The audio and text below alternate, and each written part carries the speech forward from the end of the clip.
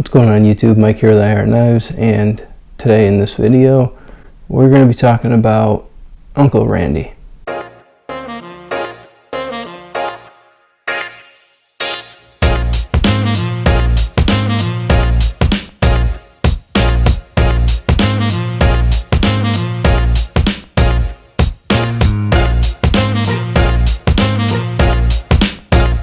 So the reason I bring this up is I had someone comment on one of my stone flattening videos, and I won't put their name out there.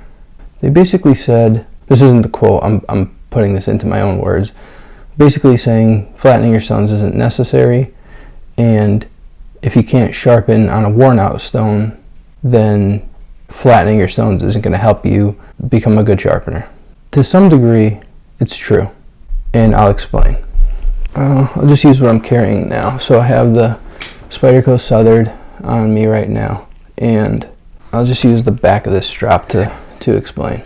A worn out stone doesn't help you control your angle like this, doesn't control your elbow, doesn't control your wrist. If you're holding your wrist straight when you sharpen, it won't help you get control in your motion. It won't help you control if you move your body at all. At the same time, a worn out stone is not going to help you become a better sharpener. And the reason I know this is because I learned using soaking stones. When I first started sharpening, I used a Wüsthof tri-hone, which has a coarse, medium, and fine grit stone, and you have 3 stones mounted to the same block, and it sat into like this rest. And the point of the triangle would sit down in the carrier like this, and then you'd have one flat stone here, and then your other 2 would sit like a V. And after a ton of sharpening with one of my Zwilling kitchen knives, which was a soft steel, should be easy to sharpen, I was using the Sharpie trick to make sure I was hitting my edge angle, making sure I was hitting the apex and not just behind the apex.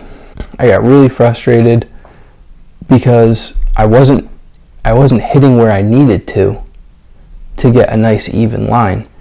And the reason for this is because people like Uncle Randy, who think you don't need to flatten your stones, don't realize that when your stone is so dished out, you're not going to be able to get, like, the tip would be easy because you can kind of maneuver the tip wherever you need it to be.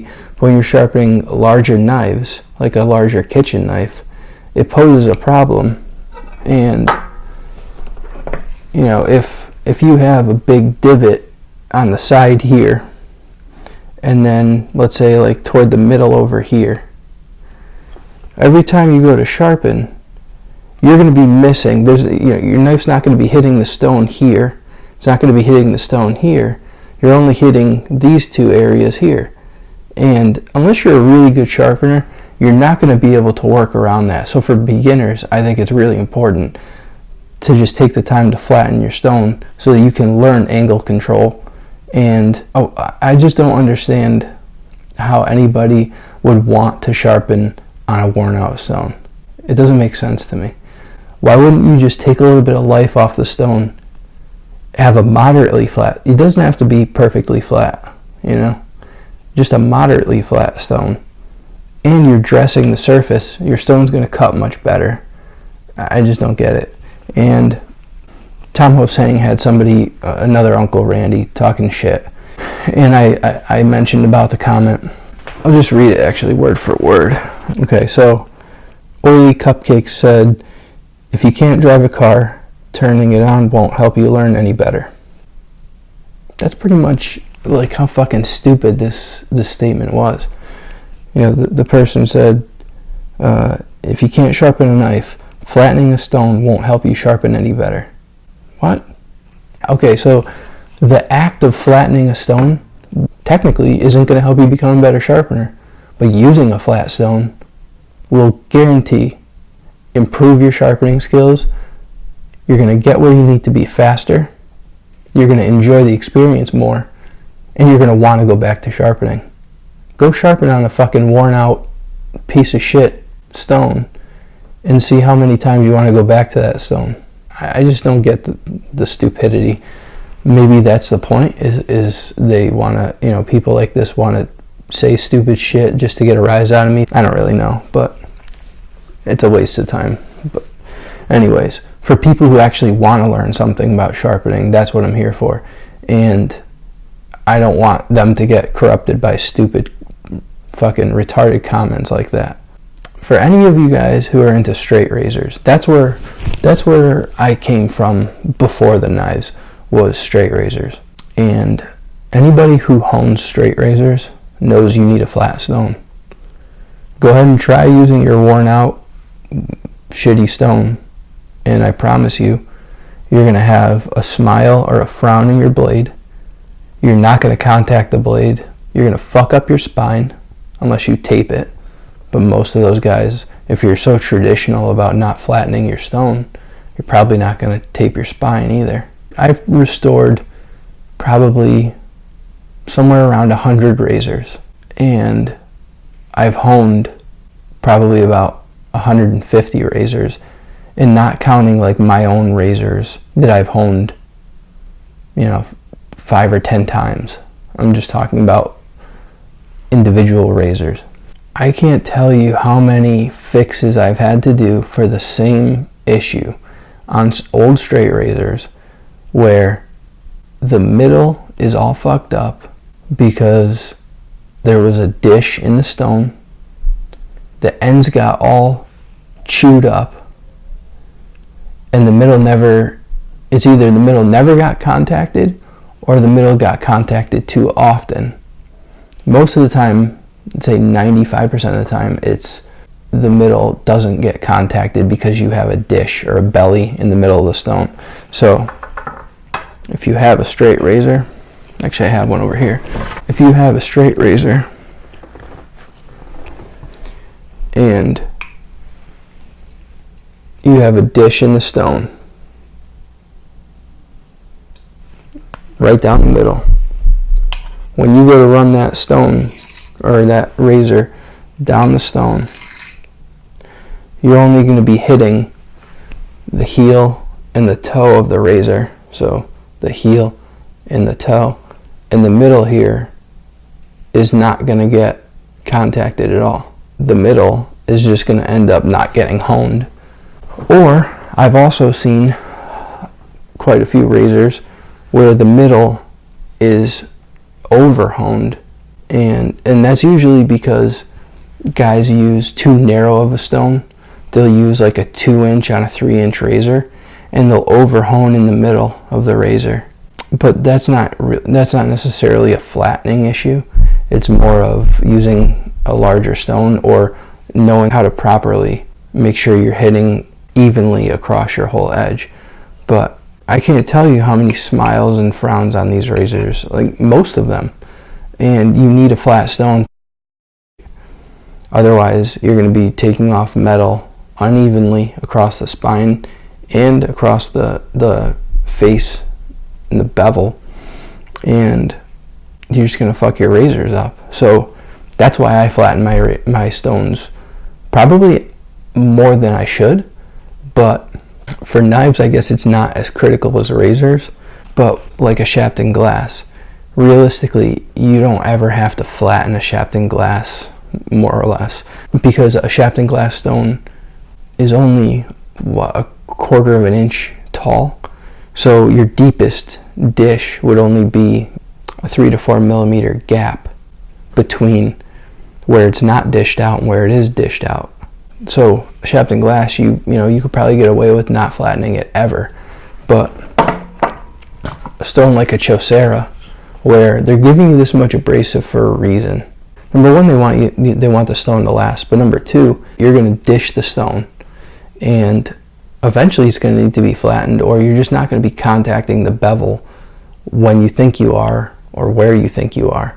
It's just going to take you a lot longer than it needs to. This video is probably longer than it needs to be because most of you guys, I think, know that this is just a stupid comment that somebody made, but I just want to clear up any misinformation for other people so that my real viewers who actually care, if they're, I have a lot of beginner sharpeners messaging me on my email and on Instagram.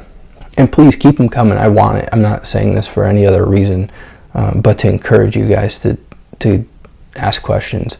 And in the sharpening world, I'm a beginner sharpener too. I don't have that much time under my belt.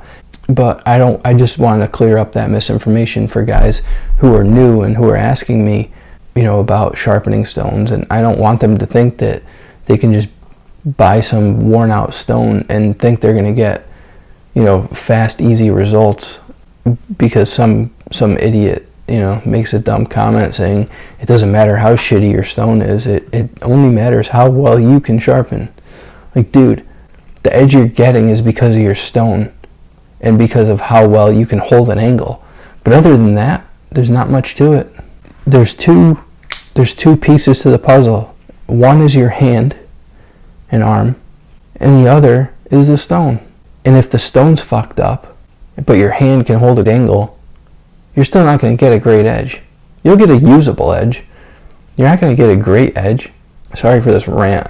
I'm not sorry for the rant. I just hope I don't annoy any of you guys because it's kind of repetitive and redundant, but just frustrating sometimes. Some of the shit that people say. Think before you speak. I just wanted to say a couple more things about strops. I want to say thank you to all you guys who have gotten strops from me, and it seems like everyone who I make a strop for really enjoys it, so that's why I do it. It really makes me happy to get the good feedback from you guys. And for any of you guys who ask me questions about strops, I get people basically asking, like, what should I get? Like, I think one guy in particular kind of got annoyed with how many questions I asked him. And it was basically, what are you using the strop for? Is it for deburring or is it for maintaining an edge? Or would it be both? Do you want like an in-between? What kind of compound are you using? Or do you not know yet what kind of compound you need to use? I think some people don't know enough information about it, so they don't really know what to ask. So that's why I was asking those questions. But for me, there's a big difference between cowhide, horsehide, kangaroo hide, or even like buffalo. I don't really use buffalo because cow and horse, I think, are both better than buffalo hide. And then kangaroo, has its own slot. But I think sometimes people like want the easy answer, like just get this. But for me, it's more than that. For me, I'm not doing it to sell you guys strops. I'm doing it to help you guys get a decent strop that you want. So that's why I ask those questions. I don't want to sell you a kangaroo hide strop that I think you're going to be putting 0.5 micron CBN emulsion on, and come to find out you're going to put 16 micron CBN emulsion on it to deburr your kitchen knives that you take off of a 400 grit stone. That kangaroo hide is probably going to get torn up, and it's just not worth putting kangaroo hide on a strop that you're going to be using for that reason. I'd rather put cowhide or horsehide on, preferably cowhide, because it's cheaper and you can get replacement pieces really easily. Horsehide and kangaroo are specialty leathers, so they're a little bit tougher to find like good quality leathers. Anybody who says just take a stick and put a piece of leather on it and put compounds on it and you have a strop is absolutely right. You have a strop. The reason that I make these strops and basically sell them to you guys for costs plus shipping is because I learned that there's a difference between what I'm using and what some guy says, I have the cheapest strops available, and like the block straps on Amazon that come with green compound already put on for you. That's great. What happens when you need to reload it? You don't know what kind of green compound they used. You don't know what grit that compound was.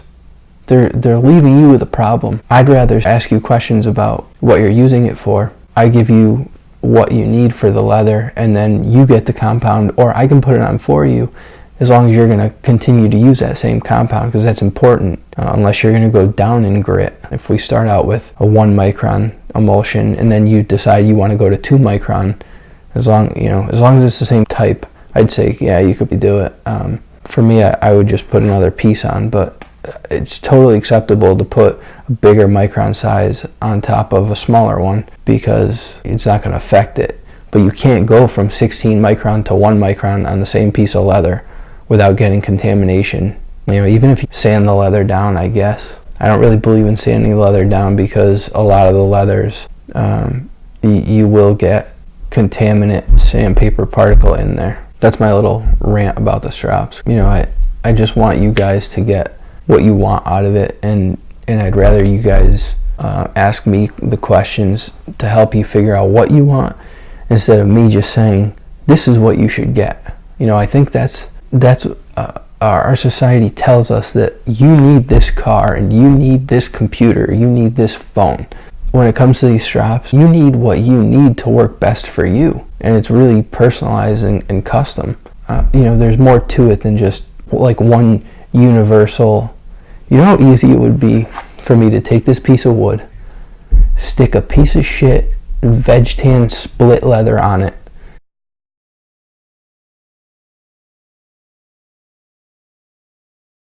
and sell it to you guys and say, here, take this and put whatever you want on it. That would be easy, because I can get veg tan split leather for pennies and then say, oh, here's the cheapest strap and I'll put whatever on it for you. Here you go. That's useless though. You're not going to be able to reuse the leather, because I know some guys do like to sand their leather down and reuse it. I personally I'll just pull the piece off and put a new one on. But my cowhide strap is 10-ounce leather, not veg tan split. This leather is just shy of 3/16 inches thick. You know how many times you can sand this thing down if you wanted to and reload compounds? A bunch. So just be wary of what you're getting and ask questions. Don't just take whatever somebody tells you should have. Don't just take that and run with it. Ask questions. Get what you want. You're giving your money to somebody. Get exactly what you want. And if you don't know what you want, ask questions to figure out what you want and what you need. Alright guys, that's my rant for today. Sorry we kind of went down the rabbit hole for a little while, but I was extra annoyed with that Uncle Randy. It is what it is. Alright guys, thanks for coming along. I'll see you on the next one, and I promise it'll be much better than just a rabbit hole rant. Later.